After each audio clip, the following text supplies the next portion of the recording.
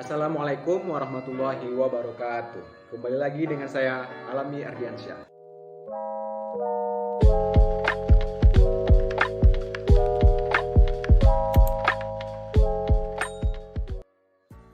Alhamdulillahirabbil alamin wa bihi nasta'in ala umuri dunya waddin. Asyhadu an la ilaha illallah wa asyhadu anna Muhammadan abduhu wa rasuluhu la nabiyya ba'da. Amma ba'd.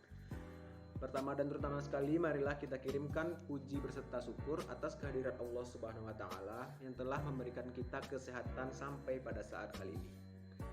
Salawat dan salam marilah kita kirimkan kepada arwah junjungan Nabi besar kita Nabi Muhammad sallallahu alaihi wasallam dengan melafazkan Allahumma shalli ala sayyidina Muhammad wa ala ali Muhammad. Yang saya hormati Bapak Dr. Lukmanul Hakim dan Bapak Rahmat Riyadi. Saya tidak akan memperpanjang mukadimah. Kali ini saya akan menjelaskan tentang pemahaman Islam secara tekstual dan kontekstual. Yang satu, penjelasan tentang Islam tekstual. Kata teks dalam bahasa Arab disebut nas, telah dipakai dalam wacana keilmuan Islam klasik khususnya dalam bidang hukum Islam di kalangan ulama usul fikih. Nas berarti lafal yang hanya bermakna sesuai dengan ungkapannya dan tidak dapat dialihkan pada makna lain. Batasan nas sendiri sebenarnya tidak disepakati, misalnya oleh mazhab Hanafi dan Syafi'i. Mazhab Hanafi menyatakan bahwa nas ialah yang tegas menunjukkan kepada makna sesuai dengan apa yang tersurat, tetapi masih dimungkinkan untuk mengambil makna lain. Misalnya makna khusus untuk makna yang berpengertian umum. Sementara itu mazhab Syafi'i mengartikannya sebagai suatu teks Al-Quran yang mengandung maksud secara jelas dan pasti. Yang kedua adalah penjelasan Islam kontekstual. Kontekstual dalam Kamus Bahasa Indonesia diartikan sebagai bagian suatu uraian untuk kalimat yang dapat mendukung atau menambah kejelasan makna. Atau dalam pengertian lain, situasi yang ada hubungannya dengan suatu kejadian.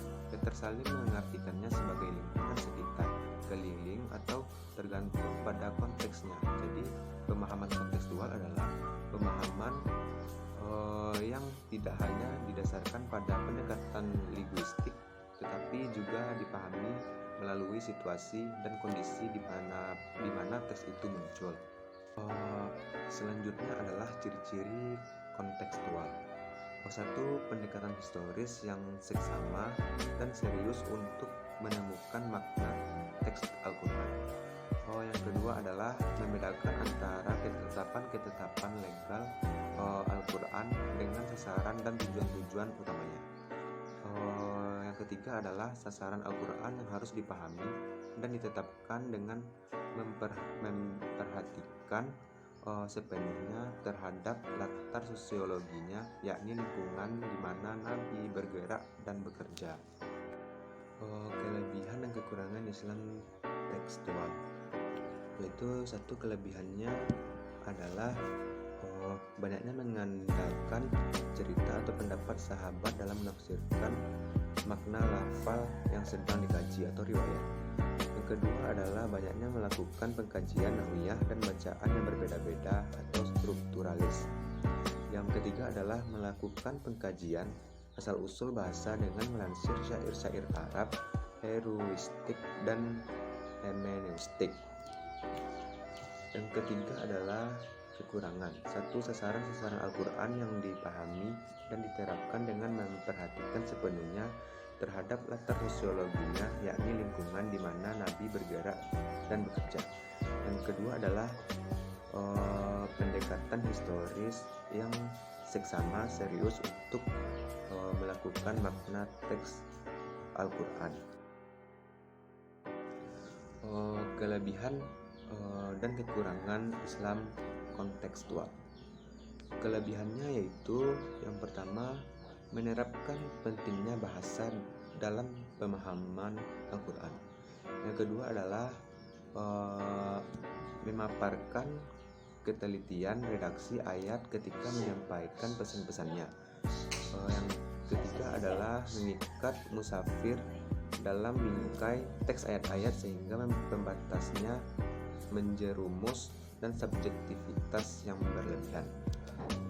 Kekurangannya adalah menjerumuskan sang musafir dalam uraian kebahasaan dan kesastraan yang bertele-tele sehingga pesan pokok Al-Quran menjadi kabur di celah uraian itu.